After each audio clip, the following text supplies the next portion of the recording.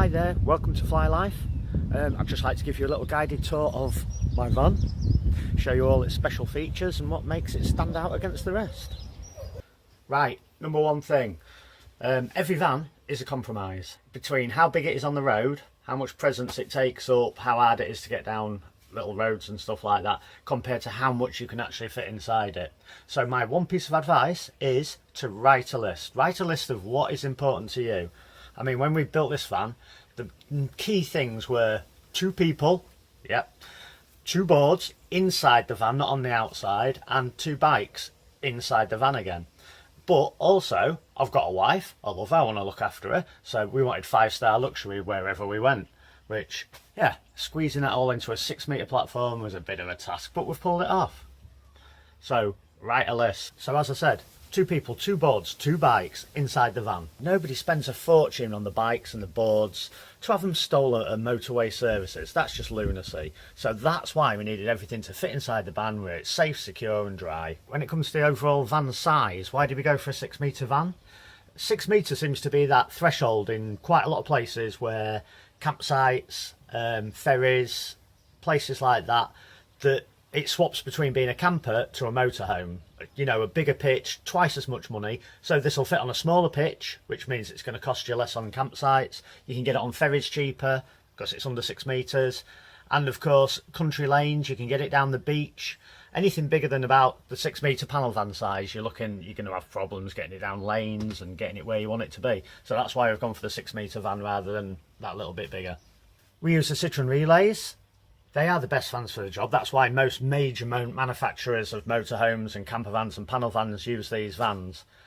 There's no drive shaft down and through the floor in the middle, so it gives you a really low floor plan to get in and out of, and it gives us plenty of storage for gas tanks, water tanks, whatever else we need to squeeze underneath. The body on the Relay is actually 6'6" between the panels, a little bit wider than a lot of the competition, the Sprinters, the Grafters and things like that, so it makes a lot of sense to have this little bit of a wider van. These vans are also galvanised, which is a big plus. You don't want it rotting away underneath you. Now the Fiats and the Peugeot make exactly the same van. We call them the X250s. Basically they are the same van. I just think that the Citroen is a lot prettier. We've consciously gone for a very streamlined look, trying to get rid of all fridge vents, fillers, toilet doors from the outside the van. It hasn't got windows plastered all over the outside. It's actually got 3 skylights on the inside, which frees up wall space, and it doesn't make it look so hodgepodge. A lot of motorhomes seem to just have this thing where they just put windows anywhere on the outside and make it look a little bit tacky. This one looks very streamlined. Up front, we've got 130 brake horsepower through a 6-speed box, which is pretty efficient. I mean, when you're cruising about on A roads and that, you can easily get 35s to the gallon. You jump on a motorway, do 70s, it's down to about 32 is the honest truth, but that's still good for a big van. It's not a small little thing, so quite happy with that. And again, the 130 brake horsepower engine, when you go into overtake and on motorways, it's brilliant. With overtake, you see people's faces when you drive past them in one of these. It's quite funny. So this engine, this spec is great as well. We have the extras, all the extras. So it's got, you know, all what you'd expect to be standard in a van. All the anti-lock braking and traction controls, and it's got hill assist, which is really handy. It's got cruise control, air conditioning, rear sensors. We've got a rear view camera somewhere there, sat nav, yeah, so it's got everything. Everything's on the steering. We've got steering wheel controls for everything. It's just like driving a car, apart from twice the size. So great van to drive, love driving them. It costs about £95 to fill it up, and you can probably get about 600 miles out of it. It's a great thing to drive, as I was just saying. My wife loves driving it. Great van, really easy to drive. Right, it was CAD designed to optimise space. Part of the idea of optimising the space is having less windows on the side of the van. We've still got 2 big panoramic windows and the cab windows obviously, but we've gone for skylights in the roof. That way it frees up wall space, which you can use for storage, bathrooms, you know.